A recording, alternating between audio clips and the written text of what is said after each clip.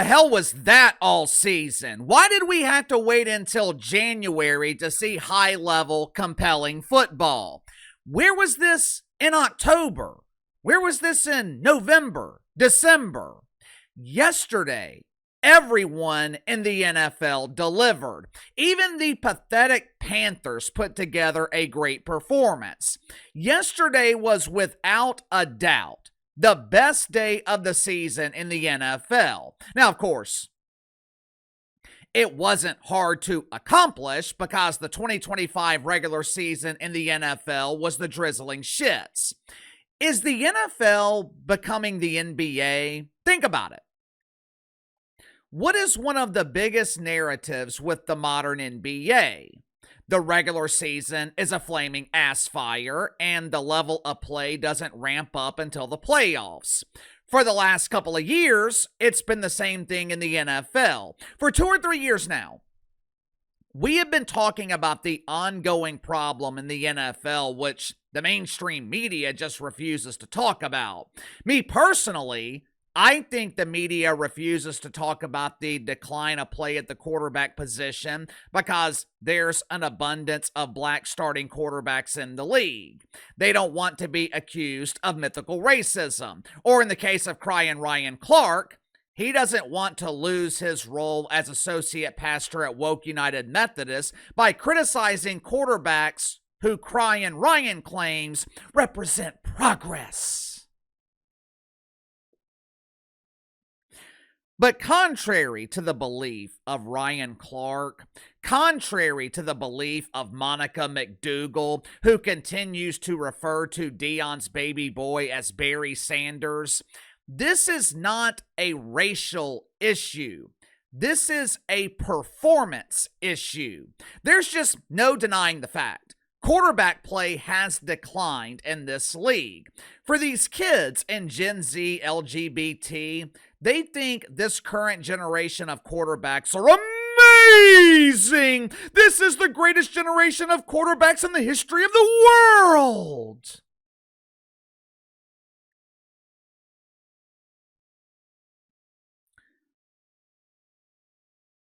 For anyone over the age of 30, for anyone who witnessed the quarterbacks from, call it 2000 to around 2020, you guys know what we have seen the last few years. This ain't it. And I'm starting to wonder if this decline is permanent. I'm starting to wonder if we are witnessing the evolution or maybe the de-evolution of the quarterback position in the NFL. I'm starting to wonder if this is the new norm. You know, something similar has been happening in WWE in the last few years. When I was growing up, professional wrestlers were special. And what I mean by that, they weren't your average dork. When you saw Hulk Hogan in the airport, he didn't look like everyone else. Guys like Bret Hart, Shawn Michaels, in their generation of performers, they were considered little guys, and they're both over 6 feet tall. Andre the Giant, King Kong Bundy, The Rock, Steve Austin. These dudes were massive. They looked like they could kick your ass. Hell, back in the 80s, if a wrestler got into a fight in a bar and got his ass kicked, he was booked a first-class ticket on the Bruce Caboose because his ass was fired. Nowadays, you have wrestlers who look like everyone else. Wrestling is inclusive. Everyone can be a sports entertainer. No, they can't. If you want an elite product, not everyone can be a wrestler.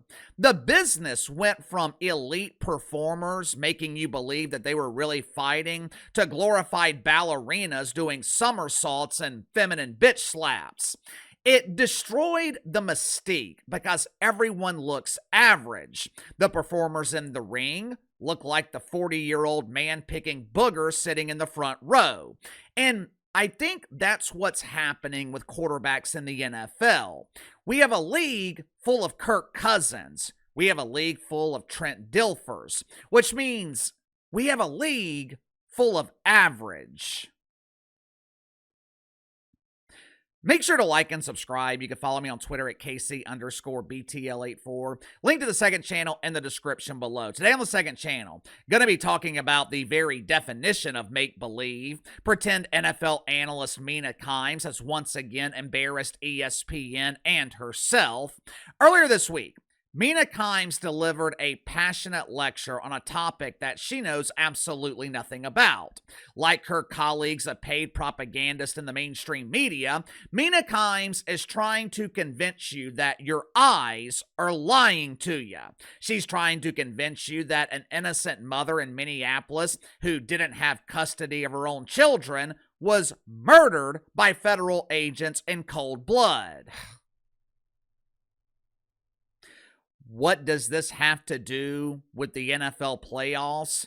What does this have to do with her job as a make-believe NFL analyst? According to ESPN's own policy, Mina Kimes should be fired. So if you haven't already, click the link in the description of the pinned comment below. Subscribe to the second channel. As you guys know, I usually don't like to reference statistics to make a point. In most cases, stats rarely give you the full story. I prefer to rely on the eye test. I prefer to base my opinion on what I'm actually watching. But out of curiosity, I looked up quarterback stats for the 2025 season and compared it to prior years. Unsurprisingly, the quality of play at quarterback started to decline in 2021. This was the first season without Drew Brees. This was the first season when the elite quarterbacks of our generation were either retiring or nearing retirement. From 2014 to 2016, NFL quarterbacks were averaging 240 passing yards a game. By 2021, that number was down to a cool 228. 2022, 2023, 218. 2024, 217. And this past season, average passing yards per game was down to 209. Statistically speaking, it was the worst year of NFL quarterbacks since 2006. The question is why? I was thinking about this last night. I think one of the main reasons we have seen a drastic decline, the league started valuing athletic, mobile quarterbacks over field generals. Coaches and coordinators, they are exerting more control over the offense during the game. Last Sunday night, I'm watching Ravens Steelers. Late in the fourth quarter, in a tight game that would determine who makes the playoffs, who wins the division, Aaron Rodgers' earpiece goes out. He's not getting the plays from the sidelines. Steelers end up burning, I think they burned 2 timeouts because Aaron Rodgers didn't know the play, couldn't hear it. 10 years ago, Peyton Manning, he wasn't wasting crucial timeouts because his doofus earpiece wasn't working. He was calling the play at the line of scrimmage. Hell, Peyton Manning was calling plays at the line of scrimmage throughout the entire game. And it wasn't just Peyton Manning. Most quarterbacks in that era, Aaron Rodgers included, they were calling the game in the moment. Today, the league seems to be valuing athleticism over development.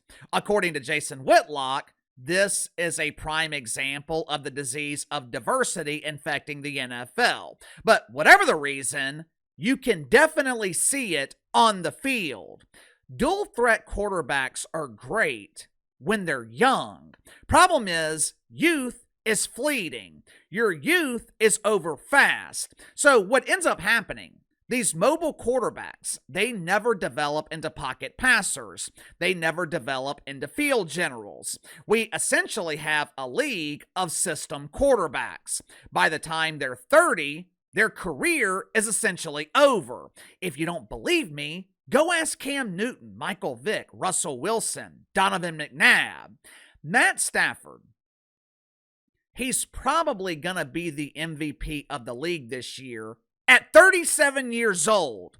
During the prime of his career, This dude couldn't make the playoffs. I remember one of his better seasons in Detroit. I think the Lions went 9-7, maybe they were 10-6. They come down to New Orleans for the wild card round or maybe the divisional round of the playoffs. Matt Stafford proceeds to get his ass kicked. For most of his career, Matt Stafford couldn't win a damn game. This dude was struggling. But look what happened as soon as quarterback play across the league started to decline. Look what happened once the field generals retired or were past their prime. All of a sudden, Matt Stafford's making the playoffs damn near every season. He's winning the Super Bowl. And at almost 38 years old, Matt Stafford is the best quarterback in the league. This season, there were 6 quarterbacks who threw for over 4,000 yards. 6. 10 years ago, that was considered average. 2015, there were 12 quarterbacks who eclipsed 4,000 yards. 14, if you want to include Derek Carr and Big Ben, who were just a handful of yards away from 4,000. Big Ben damn near threw for over 4,000 yards, and he only played in 11 games that season. But KC's scoring is up in the NFL. These modern offenses are great.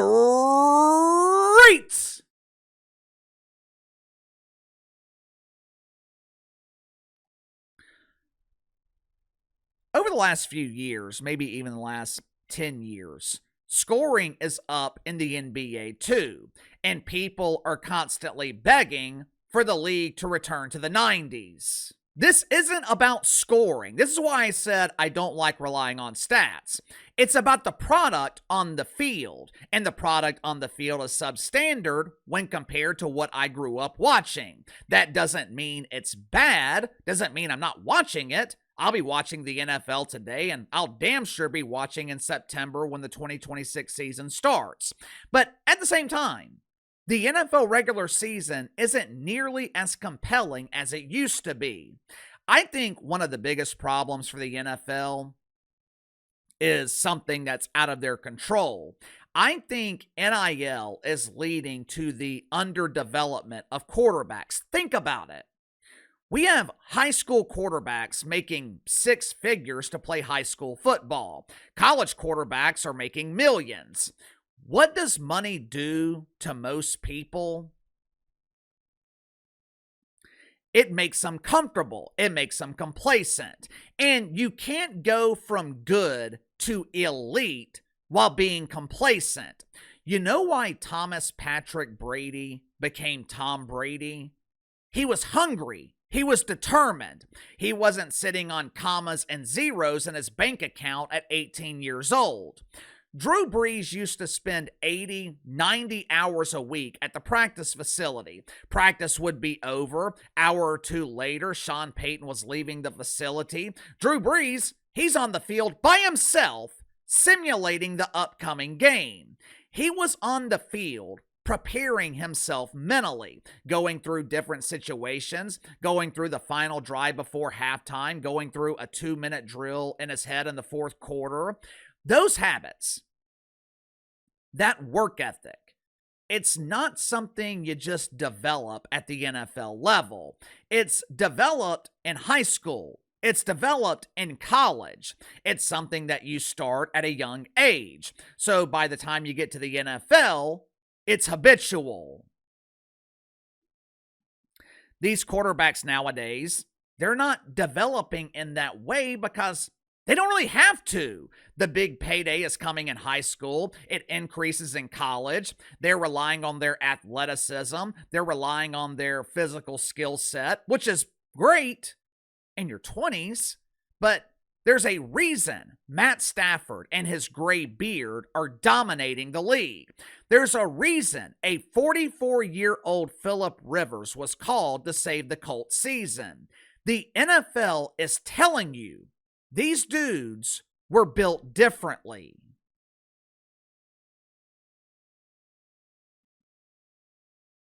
Sound off in the comments below. I'll see you guys later.